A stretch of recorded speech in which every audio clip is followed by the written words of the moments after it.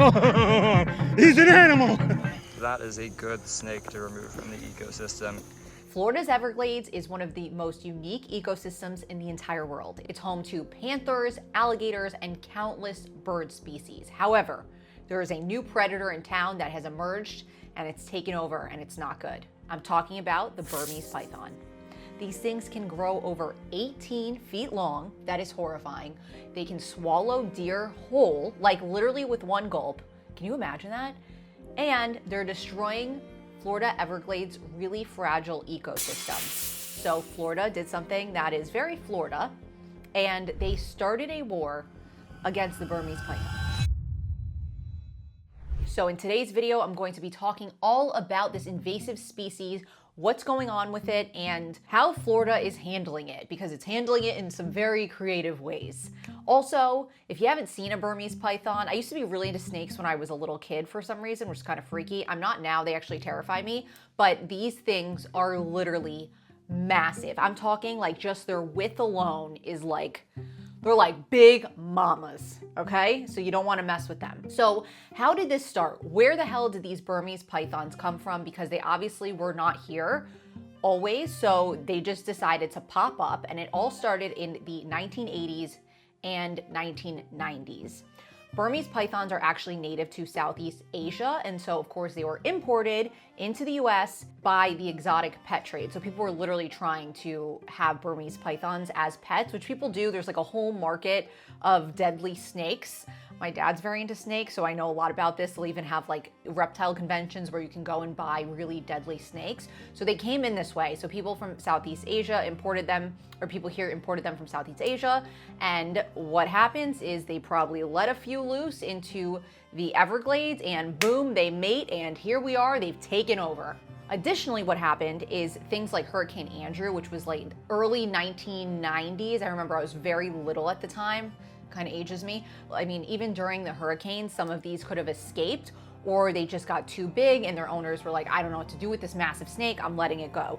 And the climate in Florida, it's hot and wet. It's terrible in the summer if you haven't been here. This is actually perfect for these pythons. So they have been happy, they've been breeding and spreading like wildfire. So what started as just a handful of snakes being released into the wild turned into literally tens of thousands of snakes, completely taken over the Everglades. And by the early 2000s, scientists realized that Florida actually had a serious problem because of these big boys. So why are they a problem? Well, first of all, like I said, they're massive, they're terrifying, would never want to come like up to one face to face. No, would not be a fan. They have no natural predator, and they reproduce really fast. For instance, a single female can lay up to 100 eggs in one season. So think about that. They come out, they're these cute little snake babies, and then boom, they turn into these massive monsters. And so the result is an apex predator explosion. In fact, studies show that in areas overrun by pythons, populations of raccoons have dropped by 99%, possums by 98%, and even bobcats have dropped by 87%. So it's basically just eating all of our wildlife. These snakes will eat bird, like I said, deer. They will sometimes even eat alligators, and they've even found Florida panther remains in their stomach. In short, they're breaking the Everglades food chain. So because they've depleted all the populations of these other animals, everything is out of whack. And if this has been left unchecked, which it had been for a while, they could collapse one of America's most important wetlands, which is the Everglades. And if you have not been to Florida Everglades, I grew up here, so I've been many times, but it's fascinating. It's really beautiful. There's so much wildlife there, and so it'd be really sad if these pythons were to decimate it. And it's gotten close, but there are protective measures that we've taken and things that Florida has done to, well, hunt them, essentially. This is how Florida has fought back. If you think about it, you're like, how do I fight an invasive super predator? Florida turned to human beings. So they instilled what are known as python hunting programs. Since 2017, Florida has paid professional hunters to remove the snakes, and they do thousands of snakes every year. They're taking them out. Hunters earn hourly wage plus bonuses for every python caught. So think of like a sales job, but instead of like selling things and getting commission, you're getting commission for a snake. This is very interesting if you think about it. And to date, more than 23,000 pythons have been removed using this method. And it seems kind of harsh at the beginning. I was like, oh no, poor snakes. But at the same time, they're really destroying every other animal in that area, so we have to do something. There is even something called the Python Challenge. Python Challenge is a 10-day public competition where anyone can join the hunt against the Florida python. Winners get cash prizes for the most or the biggest snake. And in 2024, nearly 200 snakes were caught in just 1 week. And I have a few friends who have literally gone out and done this. It's been really fascinating. My mom actually got one a while ago doing this. It's a really crazy thing to think about. I mean, I'm not into hunting, but at the same time, you got to do something. So it's pretty smart, to be honest. There's also new technology that Florida's introduced. So this fight is getting very high tech.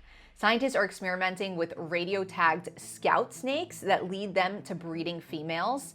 And they're literally like fake snakes that will, show where the females that are having all the babies are so they can get them.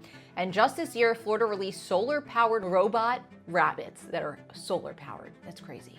2025 is getting wild. And they lure the pythons into striking, and then the hidden cameras that they strike at in these rabbits are alerting the hunters, so the hunters know where to go get them. Faces of this python fight that have emerged, these famous people have popped up who are really good at hunting these snakes. They include Donna Khalil, who's personally removed over 1,000 pythons, and Amy Sue, the python huntress. She once caught a 17-foot snake. People like her are leading this charge. So it also could just be, if you want to go and hunt a python, you could literally do that. So it's not just these famous people, it's any day, everyday people who just want to go and do it. So why does this matter? It matters because I've said this a bunch, but it really is destroying a local ecosystem, and we have to stop these snakes.